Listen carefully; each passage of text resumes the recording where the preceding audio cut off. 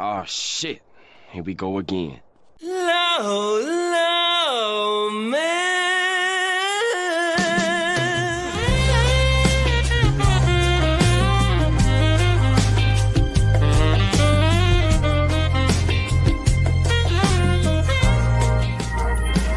Low, low, man.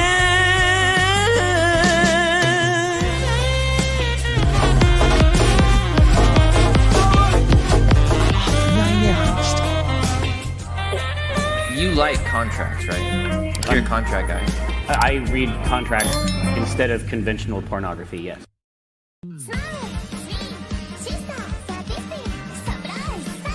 Slippery little bastard! Making the mother of all omelets here, Jack. Can't spread over every egg.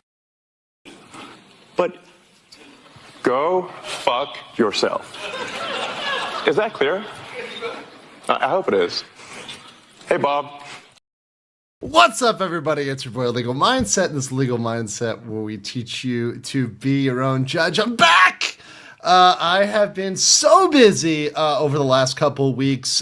So once again, me scoozy, guys, real life and doing IRL things, IRL business. It gets in the way of streaming sometimes, but it's good to be back here. And it's especially good to be back right before the inauguration to go over some legal facts versus fiction, to sort out what is hyperbole and what is, BS, at least over some of the major areas of the proposed day one changes of the Trump administration.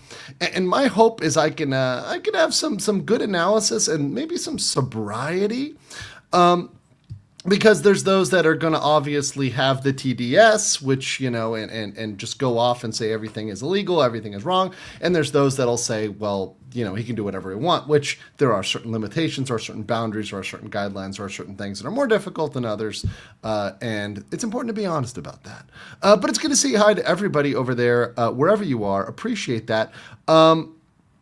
And yeah, I missed all y'all guys. I hope everybody, we get a big crowd in here today. We're talking this today, presidential today. We have 2 Somali streams lined up. So I finally got my translated interview of the Bang TV interview. It finally got done. So what I'm going to be doing is I'm going to be, in 2 days, I'll be streaming that one, and we're going to just do a live review. So instead of premiering it, I'm just going to go over it live where I can pause, where I can take your questions. We're going to try something a little bit different, see how that goes out. And there's also certain things I want to give extra context to, and I can do that if we watch it live. So that'll be in 2 days. And then tomorrow, I'm also going to have a Somali stream talking about some crypto crimes and some other people that appear to be copycat-like scenarios to Johnny Somali. So we'll talk about that as well. But I hope you guys are doing great. I appreciate all of you. Thank you so much. Hope you're having a wonderful new year. Appreciate everybody who's stopping by here. If you guys could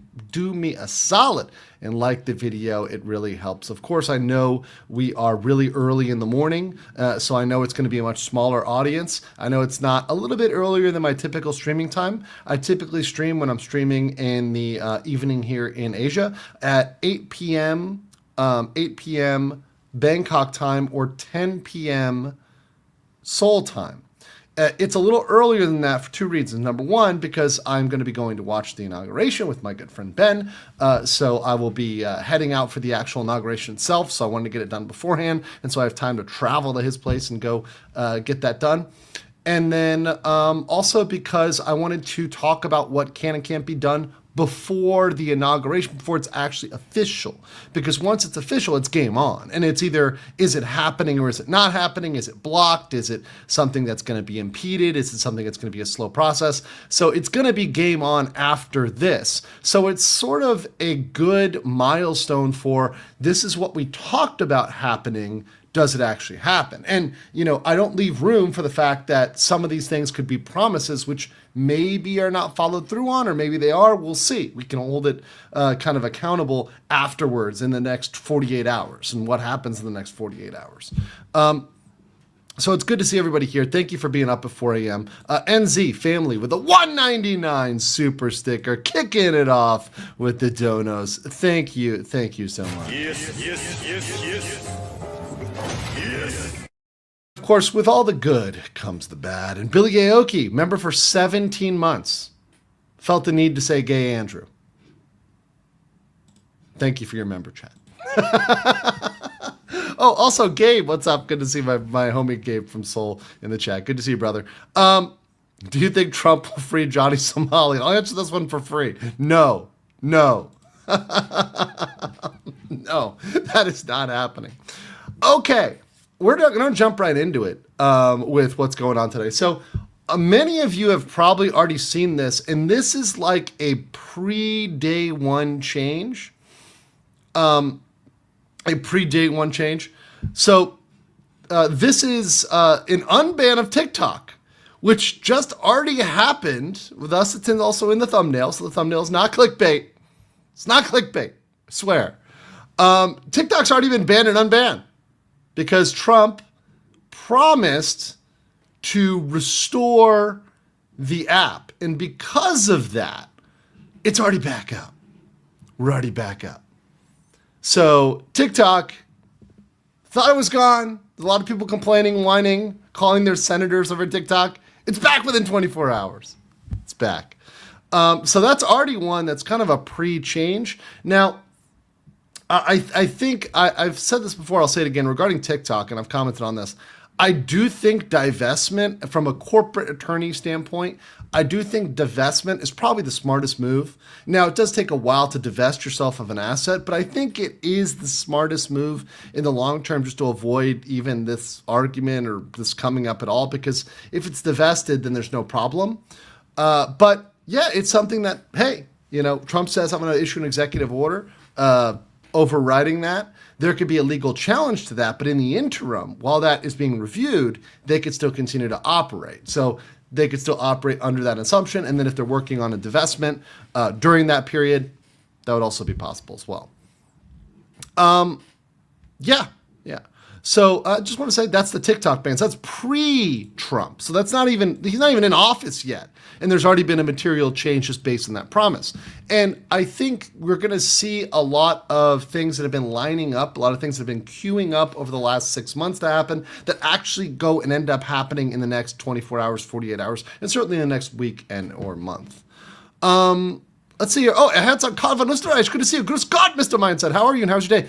Very good, very busy. Lovely weather in Thailand here. I'm currently in Thailand. I'll be back in Seoul at the end-ish of February at the latest. I'll be there, of course, for the Johnny Somali trial, attending it from beginning to end through the whole adventure of the Johnny Somali trial.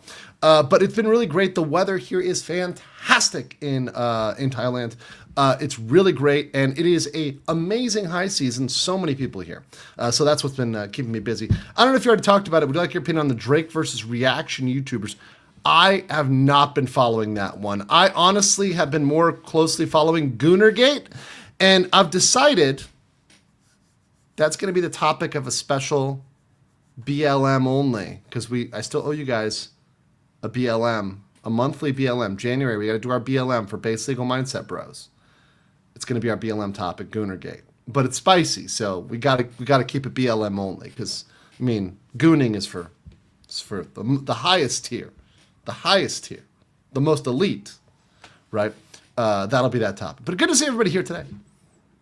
JP Ravenfire gifted 5 legal mindset memberships. Thank you so much. I really appreciate that. Not a sin. I cannot absolve you. Mega based. Thank you, very base to JP, to also be my mod in addition to gifting. Thank you so much. All right, so let's get into the day one changes, shall we? Shall we? Okay, so here we go. This is from Business Insider. Now, they had some commentary on things that are proposed to happen. And what I want to go through with you guys is I really want to talk about their analysis, because they give a legal analysis. But to be honest and to be fair, guys, and this is just me being very objective, the standard typically in most periodicals is to use an interpretation that is fairly anti what Trump is trying to do. So if I look at most legal commentators, they tend to usually stand on the side of, well, Trump can't do that, without entertaining possible interpretations or arguments that might enable certain things to happen and be enacted. We'll talk about that. Stuff like when we get to birthright citizenship. There's a legal argument that they don't really bring up, but they just make a legal conclusion. And we'll get into that. We'll get into that. Before we do, thank you, King Lugia, for the 5 legal mindset memberships. Absolutely appreciate. You love to see it. You love to see it. I mean, almost as much as the people love. Oh yeah, that's what I like to see. Oh yeah. Oh, yeah. Appreciate everybody out there. All you connoisseurs. Now, let's jump into this. Okay, so what are some of the changes they talk about? They talk about, of course, in general, pardons, tariffs, mass deportations. Okay, so specifically, what do they get into? Let's get into trade. Let's just start here, start heavy, start right here with trade.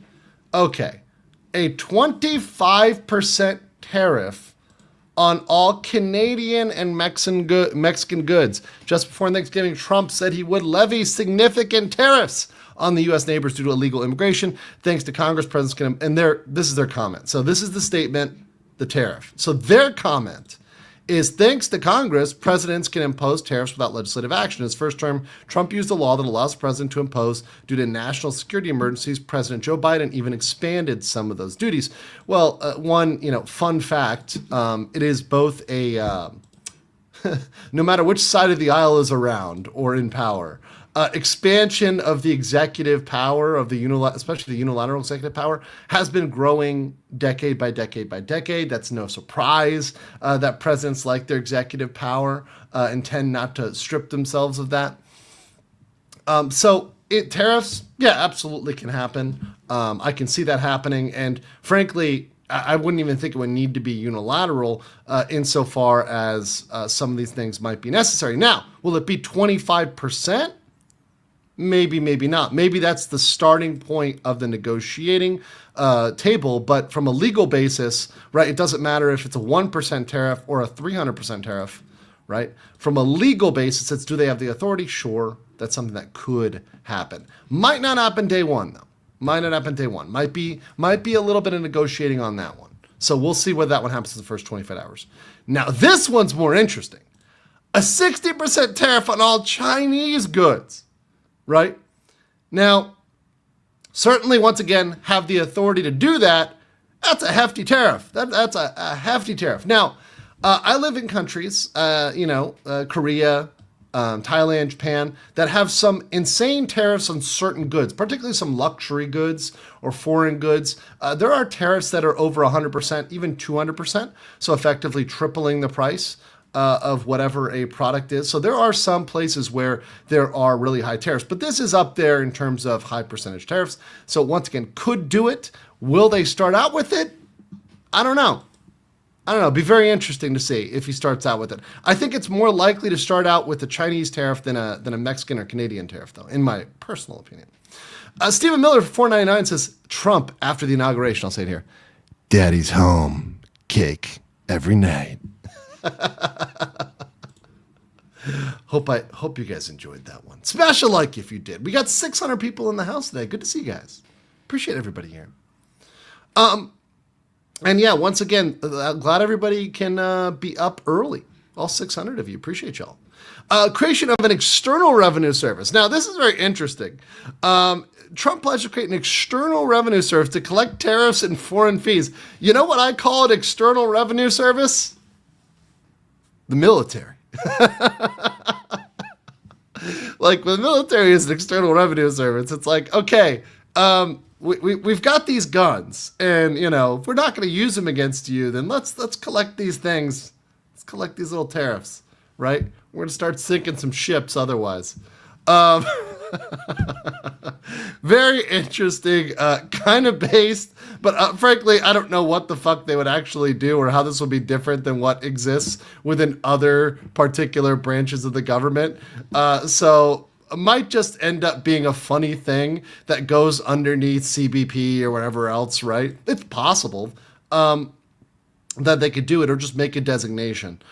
So this kind of saying only Congress, well, no, they could shuffle around things within an existing department and kind of create that without having to create a whole new department, right? So that's, or a whole new independent agency, right? I don't think he's planning to do that. I think it was just kind of a thing that can exist within a tier of what already exists. Somebody in the chat said Roosevelt had 3,728 executive orders. Well, yeah, it was wartime. So, there's that. Don't forget the cardinal sin of messing with America's boats. Never fuck with American boats. Leave the boats alone. Just a Dake Raven, member for 3 months. Salutations, good sir. Good to see you guys. All right. That's interesting. Okay. Let's talk about illegal immigration. This one's the spicier one. Most people get a little bit salty about this one. Immigration was one of Trump's signature issues in the 2024 campaign. He said numerous times, starting on his first day, he would take action to begin the largest deportation operation in the nation's history.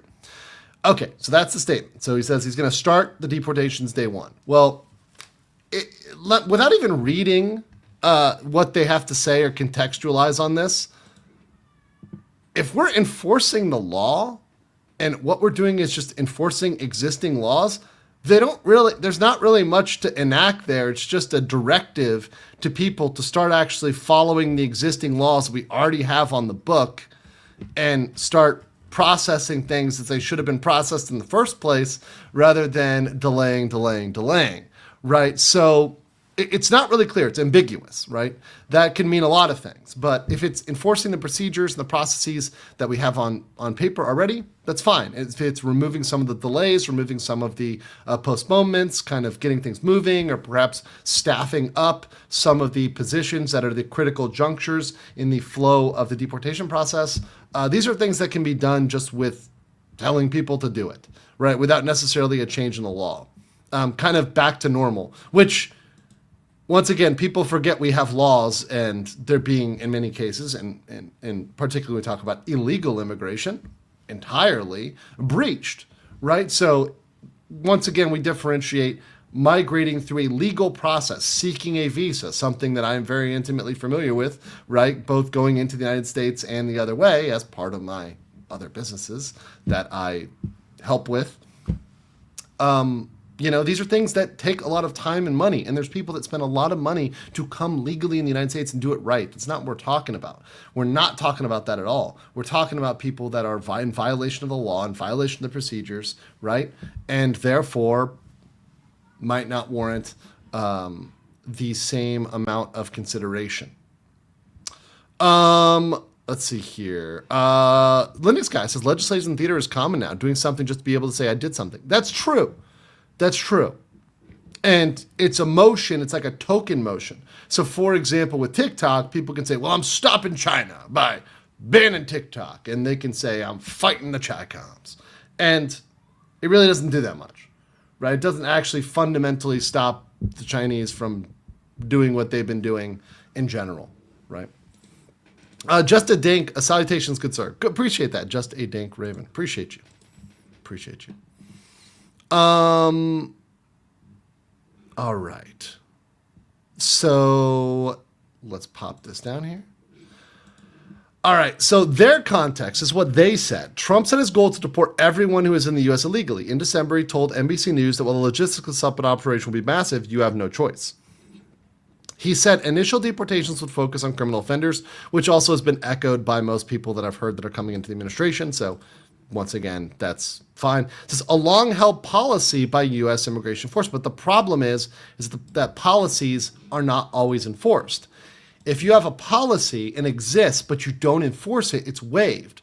For example, if you have a no drugs at work policy, but your top employee is, let's say, Nick Rekieta, who's doing coke and whippets in your bathroom every day, and you see him doing it. He's doing it at his desk, he's doing it everywhere. Well, then your drug-free workplace policy really isn't a thing. If you're allowing people to openly do drugs at your workplace, then it's effectively waived. You're not enforcing that policy. There's many countries in which, and I use drugs specifically because there's many countries in which drugs are technically illegal, but people just look the other way. They really just don't care, right? And there's countries where they are, in fact, fully legalized, right? So there's a bunch of different scenarios. And actually, we know in the United States, a lot of states which have not legalized, for example, marijuana, might not really give as much of a shit, particularly on the street level, where police are interacting and just not enforcing policies. They're saying, well, we're not going to throw you in jail for possession of a gram of marijuana because we understand that by and large this is ubiquitous, by and large this is available, and it's going to be very difficult, and it's going to wear on the law enforcement capacity, the judicial system, to go after this, right? So if a policy or a law isn't enforced, it effectively doesn't exist. So, yeah. So essentially, yes, the policies could be enforced. I think somebody asked, is that not illegal? Well, no. If you're given a directive to focus, and this is how you say it, well, what I want you to do is focus on this other area. So you just conveniently ignore the other problems or ignore this and put that off and deprioritize it until it's effectively not a thing. So, for example, I think I mentioned this. I was talking with a girl at the Canadian Embassy, and she's like, look, we don't like punishing criminals in Canada. She's just straight up with me. She was kind of drunk. It was kind of funny. She was like, we don't like punishing people in Canada. So what we try to do is have them deported to the United States because they would face harsher penalties in the United States by just kicking them over there. So in order to avoid looking like the crimes are occurring in Canada or that the criminals are in Canada, they kick them over to the U.S., right? It's getting around the policy. It's getting around the law. It's pushing it off. Trump also said he would declare a national emergency and U.S. troops would help manage deportations. Could be fun. There are legal limits on how U.S. troops can assist law enforcement, though Trump may invoke the Insurrection Act. No, there's other ways to do it. And frankly, I think at this point, yes, it would actually be justified to do that. There would be justification to use the military to handle certain aspects of immigration. Now, where these people are deceitful is by saying assisting law enforcement, right? That's different. And they're making the implication that, they're going to be going out there and rounding up U.S. citizens. Well, that's not what they're saying here. What they're saying here is people that are non-citizen illegal immigrants and that have entered this country illegally and are otherwise persisting, right? Could be some justification for military use for violation of the federal law, particularly in the proximity of the border, right? So in terms of enforcing the border itself, right, use of the military, very much justified within that military boundary. Yeah. People say that. People try to say U.S. citizens. Someone said in the chat, are U.S. citizens illegal? No, of course. If you have a U.S. passport, right, you are a American citizen. Now, there are rare circumstances, I'll put a little asterisk, where maybe you committed some sort of fraud, or if you committed like citizenship fraud or marriage fraud. If you went over to Nigeria and got married to a scammer for $30,000 and like hooked him in, right? And even if he got citizenship, if there's comes back and shows you engaged in some sort of fraud or fraudulent practice, there can be some issues there. And actually, we've had several countries, like, for example, South Korea, that have actually found some folks. There was a Pakistani man who had a fake marriage to a South Korean woman. Now, he'd already obtained South Korean citizenship, not residency. Residency is the ability to live there on an ongoing basis with some legal standing in court, not residency. He had a passport, he had full citizenship.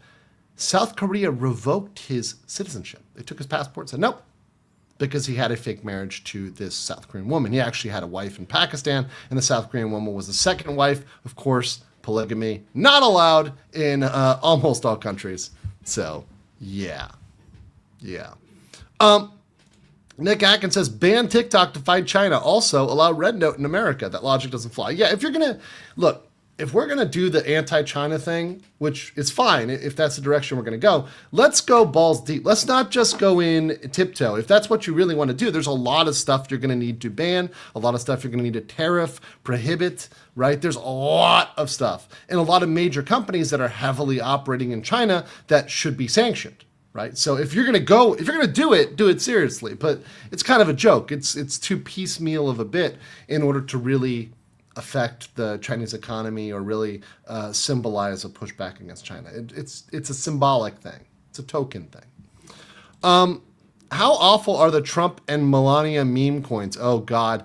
I don't even want to, so I have to be careful because I don't want to be taken as promoting any meme coins or promoting anything. So obviously, hold on, I'll put the little banner up. Hold on. Not a crypto promotion.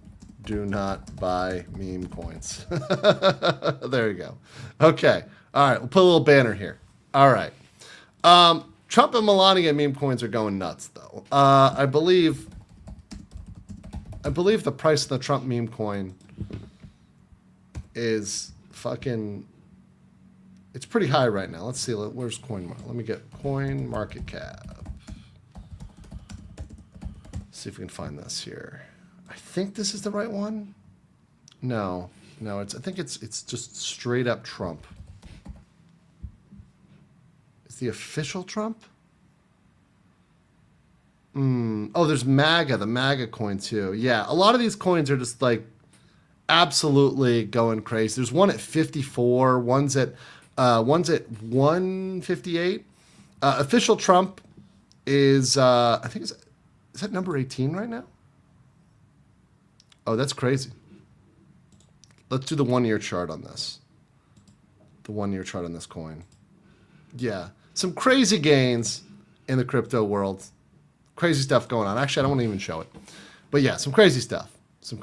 But as always, beware with crypto coins. What's going on and what will always go on is pump and dump. That's the cycle for all crypto.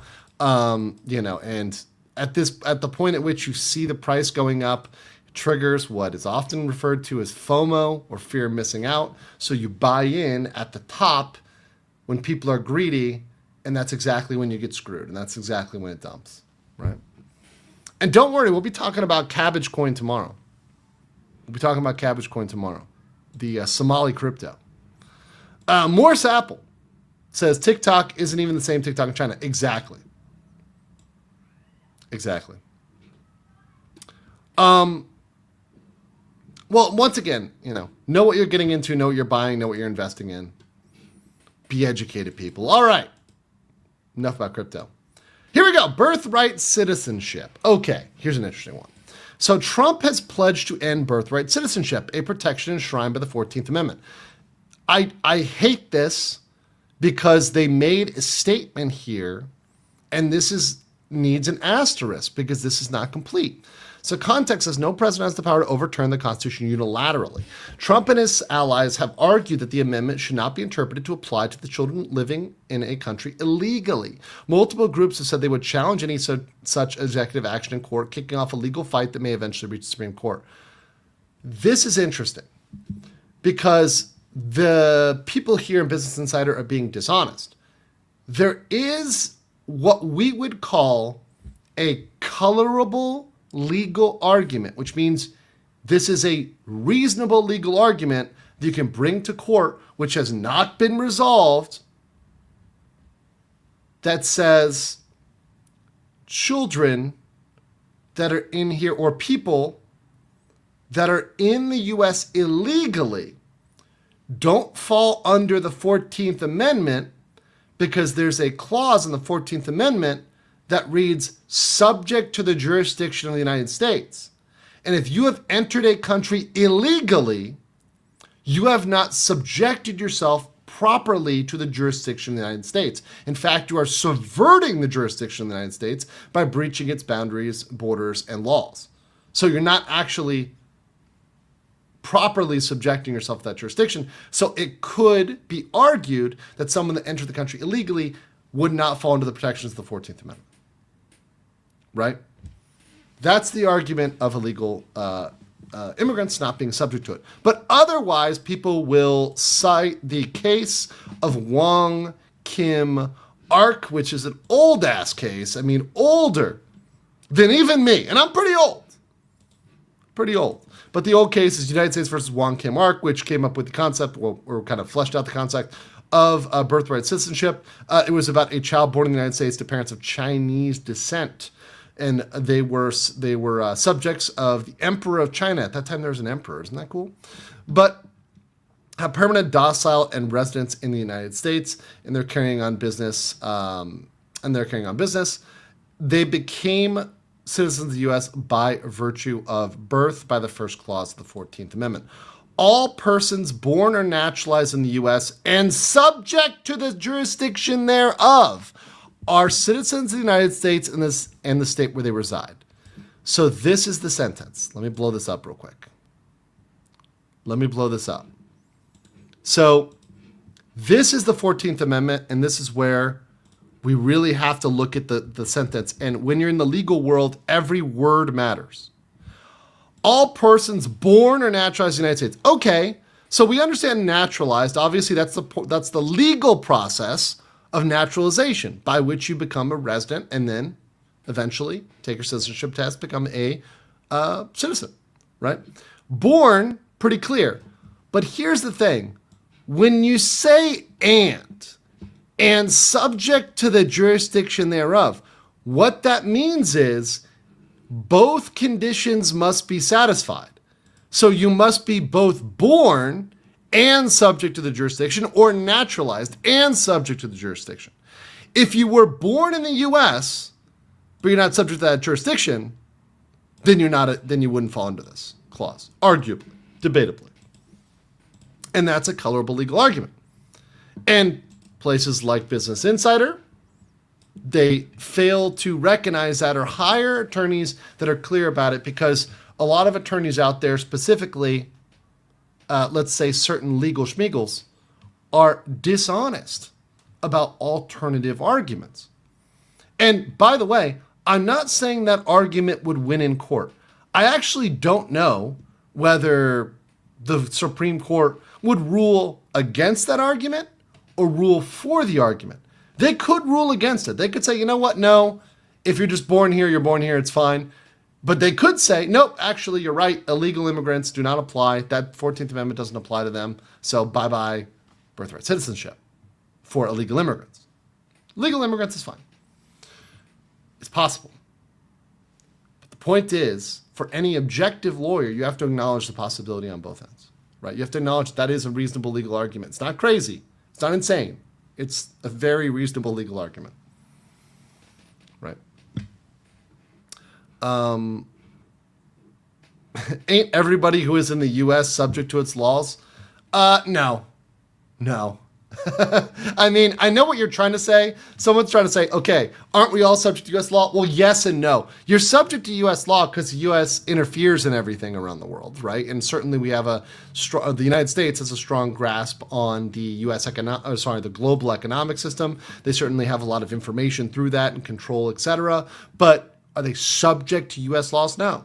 If you live in Kazakhstan and you never leave Kazakhstan, how is the U.S. going to do anything to you? I mean, in a practical legal sense, right? Yes, they could come and assassinate you in the middle of the night, but that's no different than any military action that any country could take. If some country really wanted to go send their special forces to hunt you down and kill you, they probably could, right?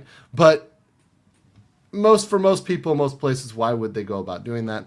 And to subject yourself to laws in a legal sense means to be able to bring you into court, to be able to drag you out of that country and back in. So subject to jurisdiction means legal jurisdiction. Legal jurisdiction. If you are a citizen of Mexico or Guatemala or Honduras or Uruguay and you come illegally in the United States, no different than anything else.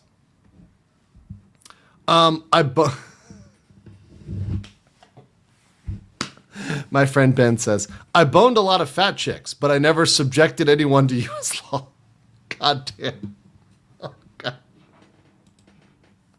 No, no, no, no, no, no, no. Wait. Wait.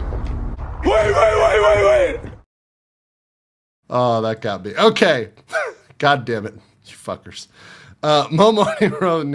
Mara for 50 Philippine pesos says, how will they handle the undocumented citizens? Well, that's a very interesting question. I mean, obviously, that would not, if you've come without proper documentation, then you would fall, if just generally, right?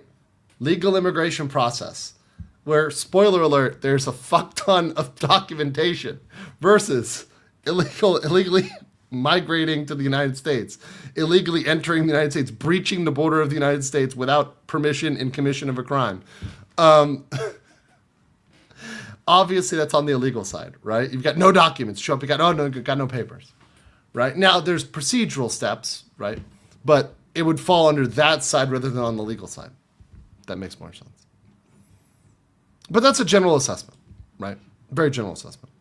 Elden Wild says, personally, I think it'd be funny if we now all had to study and pass citizenship tests instead of being born citizens. Also, hi. Hey, yeah, I'll say this. I think we all need a little bit more lesson in what it takes to be a U.S. citizen and what it really means to be a U.S. citizen.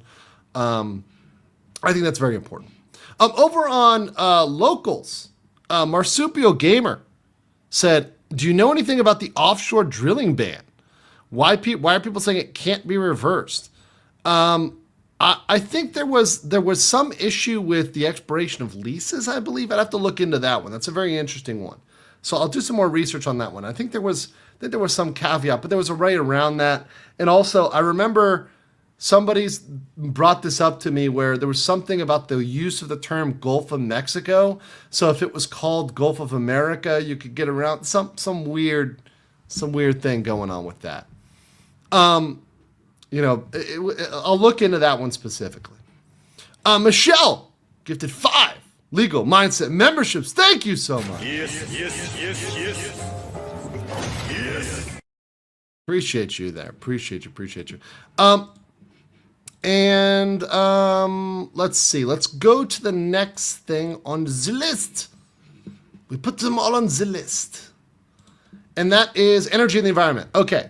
Fracking and oil drilling. Trump said he will drill, baby, drill, starting immediately after taking office. Okay, so practical reality of the oil and gas industry is there's a lot of CapEx and CapI, so capital investment, capital expenditures. With oil and drilling, it takes years to get projects started and going. It's very difficult. They don't just always start right up and things don't kick up and kick down. Now, involving fracking, there are certain sites that are ready to go that are just not operational. That's one thing. But if it involves new drilling sites, for example, or going and doing exploratory actions or going and doing deep water exploration, that takes years, can even take a decade to get something up. So that does take a while to spin up. So I think the proper theming of this could be to incentivize and push in that direction, which is something they can do relatively quickly, despite, as they mentioned here, a last-minute Biden administration ban on deep offshore drilling will complicate those matters. Of course, trying to screw our energy industry in any way they can. Now, they also could look into the Keystone Pipeline and other things like that, but there's a lot of, once again, getting things spun back up, getting things going, that takes time. Government restructure, removing civil service protections for federal workers. Trump said he will return to his sweeping first-term policy that would make it easier to fire tens of thousands of federal workers. Listen, from a personal standpoint, this could not come soon enough. I think we have a big issue, and as someone who knows a lot about federal workers in the practical sense, there are a lot of folks in the federal government in DC that you just can't get rid of. It is practically impossible to fire these employees, and they've been there for decades. So I do think that there should be and does need to be accountability in the public sector, just the same as in the private sector. So I think the private sector and the public sector should move to mirror each other as much as possible in the United States in terms of employment. And the fact that there are these protections for these public sector employees, which do not exist otherwise, yeah, I think that is definitely an issue. Now, is it possible there could be challenges there? Yes. Firing people takes more than 24 hours. So any firings that did happen in the Trump administration during the first days of his new term, any sort of terminations would not happen day one. So people aren't going to go home day one. However, the ball could be rolling. Absolutely. That's possible. Creation of Doge. The Doge. Old Elon Musk and Vivek, I believe, who hopefully have moved on since their really bad debate over H-1B. But Elon Musk said he already begun hiring staffers to help an outside organization Trump created to advise on the ways to cut federal spending. It remains to be seen how Trump will organize Doge. Only Congress created a new cabinet. Musk and Vivek, Doge's co-leaders, have said they will remain outside government. Well, that's fine. They could be advisory, purely advisory. There's a law concerning outside advisory panels, which legal experts previously told Business Science Letter will apply to Doge. In the meantime, congressional Republicans have welcomed Musk's efforts and set up ways to coordinate with the Doge. But there's certainly ways for them to do it. Now, whether or not they can do everything that they want to do remains to be seen. And I'll predict this, and this is my 2 cents. Musk is going to come in and say they should do a bunch of stuff. They're not going to be able to do probably 50% of it at a minimum. And maybe I'll debate this later with my good friend Ben. But I don't think they're going to be able to, especially if he's saying, okay, we got to fire hundreds of thousands of workers, we got to change these laws, we got to restructure these regulations. That takes time. And even if you can do that, is there will to, perhaps pass laws, have Congress do some updates, etc.? There may or may not be. So I assume that Musk is going to come in with a lot of recommendations for Doge, Department of Government Efficiency. And of those, maybe we can do 50. Maybe we can do 50. People say Vivek is out, but at one point Vivek was in. But yes, Musk is definitely looking a little bit more sus lately. And especially, I will say, with Musk, the two things that I was very, questioning on him. Number one was the H-1B situation, where he kind of went overboard. And number two, with Elon, Asmongold. And the video game cheating. And how he immediately banned him for a while. He took away his blue check mark and he brought it back. But that he got so butthurt and he decided to go after Asmongold and personally attack him over that did not really imbue confidence in me. That just because somebody took a shot at you and said you're not a real gamer, let's be real quick. If you were able to sue over being called not a good gamer, the courts would be flooded. There's so many people who will point to others and say they're a fake gamer, they're a bad gamer, they're not a good gamer. That's every day. That's every single day. Even when you're playing a game, if you were in an old Halo lobby, right? People, oh, you suck, you're not a Halo player, you suck, you're not a real Halo player, you suck. You can't do legendary with just swords. I don't know, whatever. You don't understand the finer points of the needler. I do think that was something that made me question him a little bit, but hopefully looking at the companies he's run and that he has done a good job with Twitter in terms of taking it down, in terms of employees, cutting out the HR departments. I think that is a start. And I will actually hope that many people resign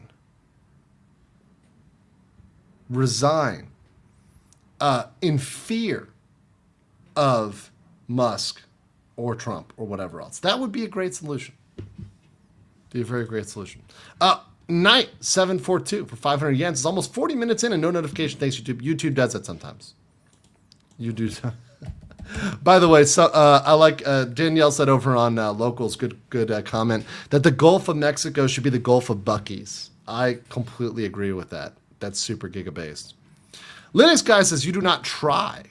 You do not try to fake being the best. Yeah, exactly. If you're the best, you just are the best, and it should be clear and evident. And to be honest, okay, listen. If you're the best at a certain game, let's say you're the best, in his case, Diablo 4, whatever, you're clearly not working very hard. If you're the best at that game, you're probably not also getting a lot of work done. Because to be able to focus on being the best in business and being the best at the video game, I just don't believe it. Just don't believe that. All right. What do we got next? We got moving the federal agencies outside of D.C. As President-elect Trump said his administration would go to court to force federal workers to return to offices. His allies want to move 100,000 jobs outside the nation's capital. Very interesting. They give the context during the first term Trump's efforts to move even a small number of employees ran into many obstacles. Some warriors quit. This is actually good. Some workers quit. That's good. Or switch agencies to be avoided for being forced to move. That's fine. A similar struggle on a much larger scale could begin. Yes, please quit. That's even better. Please do quit. Crime and justice. Pardons for J6, baby. Trump has repeatedly said he would pardon supporters who were convicted of offenses. I do believe he specified non-violent. So there might be, he's might be trying to make a one or two exceptions there, but pardons for J6. Okay, well, Smoke Jaguar in the chat says that's not true. I was one of the top EverQuest players while at the same time working 16 to 22 hours. One of the top. Probably not, you say one of the top. But being the number one player. But that said, yes, sure. If you don't sleep, maybe you can work your job 16 hours and be a top player in a game. But sleeping is important, and you should sleep. You should try sleeping. So definitely can pardon. By the way, what's Biden's pardon count at this point? Biden right now, hold on. Let's go over here to Google. In case you guys didn't know this is a real quick fun fact because everyone's worried about these J6 pardons. Biden's pardon count is 8,064. 8,064. Look at Barack Obama. 1,927. Look at the Republican presidents, both Bush at 200, Trump 237. At this point, he should just pardon every single federal prisoner. Jesus, it's crazy. 8,000. So people bitching and complaining about the J6 at max a couple hundred, right? For J6. Kind of crazy at this point.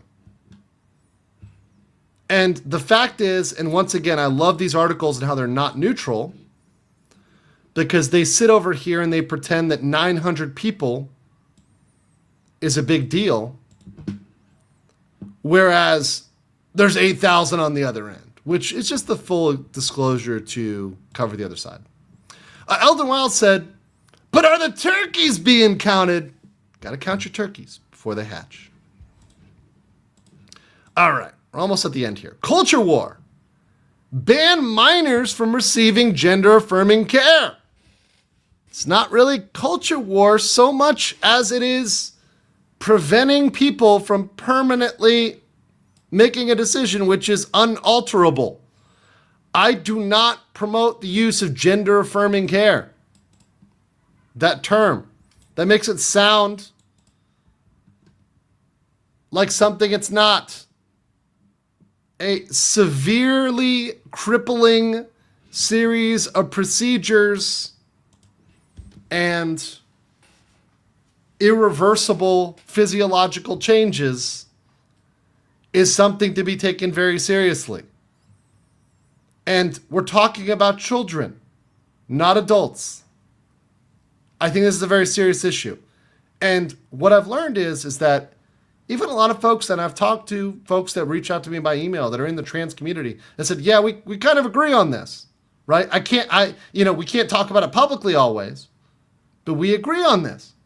Is that, yeah, it should be, adult decision is one thing. An adult can do whatever, in my opinion. Adults want to be crazy, you're an adult. A child is a child. And a child should be allowed to grow up as a child without having to potentially suffer severe physical surgeries that are permanent and irreversible, and also hormone changes that are permanent and irreversible, right?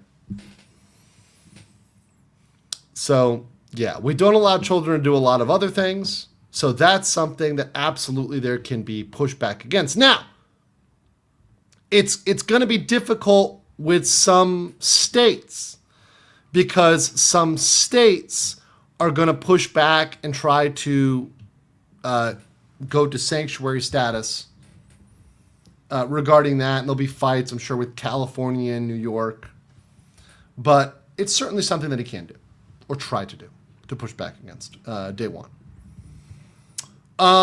You'd want, ideally, if you're going to do something on that, you'd want Congress, but it seems like they've got Congress. So, Sitar Luchai said it's over 8,000 pardons. Yes. Thank you for the Nungroy bot. Gokun Krap. Tatsumi for 5 says gender affirming care. Don't you mean chemical child castration?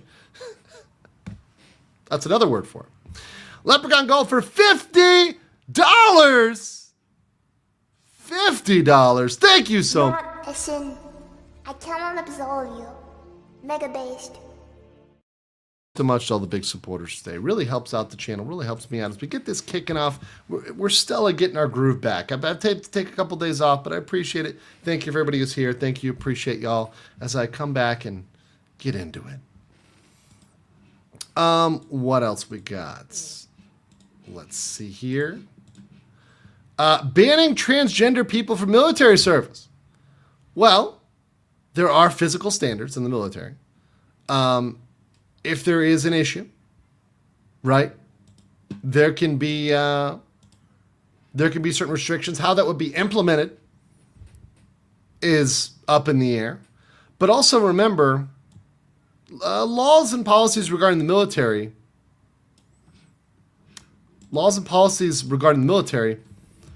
are different than what applies to civilians. So don't think this is something, if it went down that road, that could really be stopped, right? So Trump's policy to restore his ban could lead to an immediate medical discharge for these people. There are an estimated 15,000 transgender troops. That's probably highballing it. Activist members would challenge it. The U.S. Supreme Court ultimately allowed the first ban to go into place. So it's already saying the ban's legal. It's so another ban, totally legal. Withdraw funds from schools that teach CRT, absolutely something that is good. Now, I think the best way to do this is by gutting the DOE as much as possible, of course. But it's gonna be a little bit difficult to take the funds from the schools directly if they've already received the funds for the year. So if they've already received their funding, that's going to be hard for Trump to follow out in the first 48 hours. What he could do is direct funding incentives in a different direction going forward and saying, hey, going forward, we're not going to issue any forward-facing funds, any future funds to schools that engage in this. Because we believe that is violative of the Constitution. In the same way, let me put it this way. There's no difference between critical race theory and teaching something like segregation or Jim Crow, right? In terms of a legal analysis, right? saying, okay, there's a group of students that are better than others, and there's a group of students that's worse. It's the law, and the application law is ambivalent to the color of the person that is greater than the other, or given preferential treatment over the other, right? So, and I do think, by the way, that if you've seen in the corporate world, this is something I know as a corporate attorney, there are many corporations that are on the back foot regarding DEI and those other policies. So they're going to end up revoking those, overturning those, removing these departments. It's coming, and it's happening. Tankrat said FDR used to hold the highest number of pardons at 2,819. Highest GOP was Nixon with 863, and of course that makes sense with Nixon, right? It's definitely the party of pardons. Eldon Wild says that's a trans person. I look like this. Under 18, pronouns and name changes, fine. Under 18 surgeries, a lot less fine. That's nuanced. Yeah, no, that's fine. Eldon, that's fine. And I think that's a nuanced take, and I'm okay with that. Look, if you want to call yourself whatever the hell you want to call yourself, that's fine, right? Now, legally, unilaterally, changing your name as a legal name, you can't do that till you're an adult, right? And I think that's reasonable, right? Otherwise, we'd have people in, first grade calling themselves Leprechaun Zulu, right? But I'm glad we're on the same page about surgeries, right? And that is a lot of nuance, and it is a good amount of nuance, right? Over 18, whatever, right? But under 18, like, it's a child. Let them grow up and then make their own decision. They can do whatever the hell they want to do. Tatsumi says, saw a painful video of a mentally challenged kid. They performed top surgery on. It's disturbing. Yeah, and I've seen pictures. I've seen videos. It breaks my fucking heart to see children affected by this, particularly if it's a case of their what do you call it? Of their parents. I was going to say Munchausen by proxy, right? If it's a case of their parents, someone to project something on that. I've mentioned this before, and I call her out unambiguously. I have an aunt, and she, how can I say this? Pushed her mental disease and reads her own mental disease onto her child and makes a lot of assumptions about the child and their gender identity, right? Based on her own beliefs, assumptions, mental illness, and projecting that on the kid when the kid's just being a kid, right? This kid's just a kid. Forced pronoun use is forced speech. I agree. No, I'm saying this real quick. Forcing others is one thing. Calling yourself whatever the hell you want to call yourself, whatever, right? But compulsory, I mean, I can call myself Lord Zebulon, but that doesn't mean somebody has to actually refer to me as Lord Zebulon, especially if that's not my legal name. If show them, oh, man, my name's Andrew Esquire, then you've got to call me that as my legal name. Or sorry, then that's my legal name, right? If I'm offering some sort of fake information or false information to a law enforcement officer, for example, or in court, that's going to end up in some real bad results. Rodrigo Nakamura says, what worries me so far, out of all things, is how Trump launched a meme coin. The way it's being done worries me about future consequences. I mean, YOLO. Didn't Trump say he's like had big ideas for crypto? Trump has talked big about crypto, so we'll see where crypto goes under Trump. But I think the market is bullish. But this is not financial advice. Richard Warren says, how can Biden pardon people when not convicted? He's been pardoning people left and right. You don't need to be convicted to be pardoned. You can be pardoned of the crime you're accused of. I believe so. You know what? I'm pretty sure you can. I'm pretty sure. Yeah, the language is can grant reprieves and pardons for offenses against the United States. I'm pretty sure that's one you know what? That's one I need to look into. Some states require convictions. Yeah, it's interesting language. Interesting language there. Yeah, you can be pardoned of past crimes whether they've been discovered or not. That's true. That's true. I know this. Yeah, the reason why I ask is a state level. I know that some might interpret that different, but state's different than federal. Yeah. Preemptive pardons for Fauci? Yeah. I wonder why. I wonder why. Okay. We all know why he's pardoning Fauci. Let's be real. Let's be real. Okay. Next, how's my second favorite Florida lawyer today? Well, good. Good enough to ban you from the chat. Hey, Mark. Appreciate you. All right. Almost done here. Going to get through a couple and then wrap it up today. Prohibit funds from going to schools with vaccine mandates. Well, look, if you've still got a vaccine mandate, I don't know what to say. That's insane. I mean, that's something that definitely should change.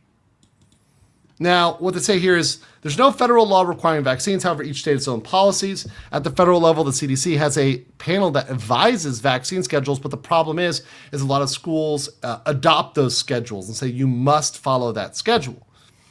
RFK, a prominent skeptic, has led the HHS department, is selected to lead it. Efforts to undermine or outright repeal mandates exploded in the wake of the COVID-19 pandemic, justifiably. Revive a presidential commission focused on patriotic education. That's something they definitely can do. You can create advisory panels, and that's something they absolutely can do. So the project, I believe, is supposed to be called the 1776 Commission, and this is to rebuke the crazy woke garbage of the 1619 Project, which was a very specific project to reframe the story of the U.S. creation around slavery, which was a real thing that they tried to do. A valid real thing. And I believe, that's what we had for the major day one changes. Cool beans. 10, Patrick Alza.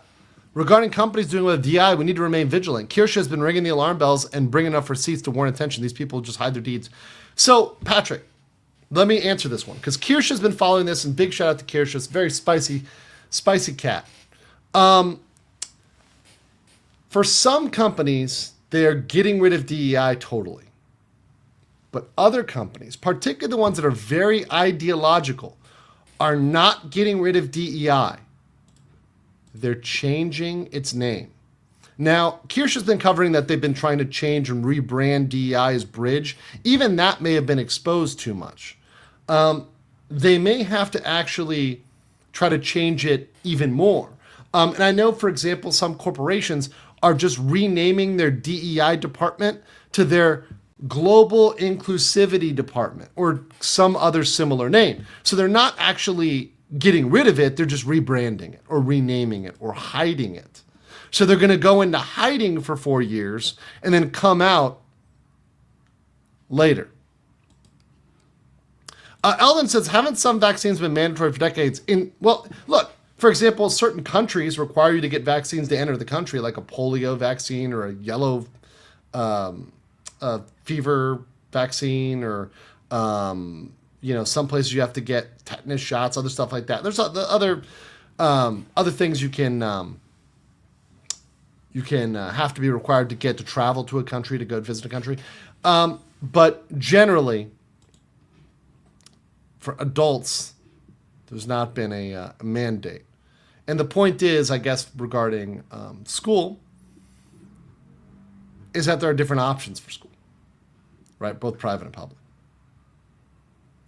Somebody in the chat says, tetanus is mandatory if you have an incident where you get cut. Things like that are reasonable. COVID was insanity. Yeah, and once again, I think it's a case-by-case analysis. People try to brand me as some sort of anti-vax person. I've never been that and would never be that. All I say is there should be two things. Number one, some ability of choice on the amount of... As a human, I want the choice of what I put in my body. I think that's pretty reasonable. I think that's a pretty reasonable thing. And if I say I am willing to take a risk, I should be allowed, with my agency as a human being that has control over my own life, to take a risk in saying that I want to risk this because I don't want to take this thing. For whatever reason, whether it's a rational or irrational reason, I should be allowed to be irrational. If I want to be irrational about something, let me be irrational. Why do you have to force and compel me to do this? right? I think it's a reasonable outcome, right? People asking, is this live? This is very live. Damn, day one political patch notes are crazy. Yeah, it's crazy, right? Leprechaun Gold dropping another big fitty. Thank you so much. Appreciate that. Let's do a little. Long, long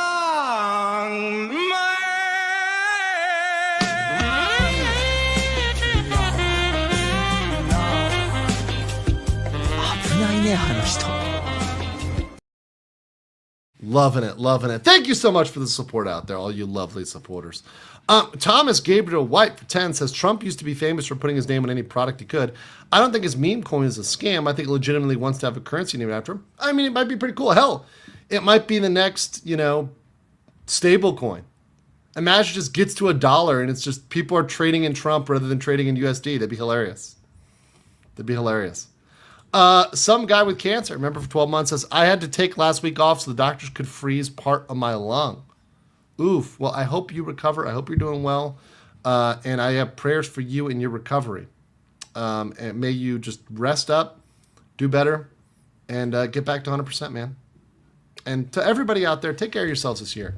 Whether you're happy or sad about the new presidency or term, make sure you look after yourself, because while many people rely on the government for everything, really at the end of the day, the only person you have to look out for yourself with 100% consistency, 100% predictability is yourself. And if you can do one thing in 2025, and that is take care of you, you will be much, much, much better off. I definitely promise you that. Okay, I think we've gotten all these comments here. So I just want to say to everybody, thank you so much. I do appreciate y'all. I'll probably maybe do a follow-up. Maybe there'll be a follow-up afterwards. We'll see how it happens next week. Maybe do like a week follow-up on like Trump's first week, what happened, what didn't. But thanks guys for hanging out. We had over 1,000 today. We got Johnny Somali coming up, double headers. We're probably going to have a BLM episode that I slip in there. But thank you guys for being patient with me. Thank you for sticking with me. I'm going to head over and hang out with my buddy Ben, and we're going to watch the inauguration stream. We may stream about it. We'll see. I think we're going to stream about it on Bangkok Bros. We'll see. But when I get over there, hopefully the internet works. But take care, guys. Have a wonderful night. Have a wonderful evening. And I will catch you guys all later. Until next time, I'll leave you with a little bit of...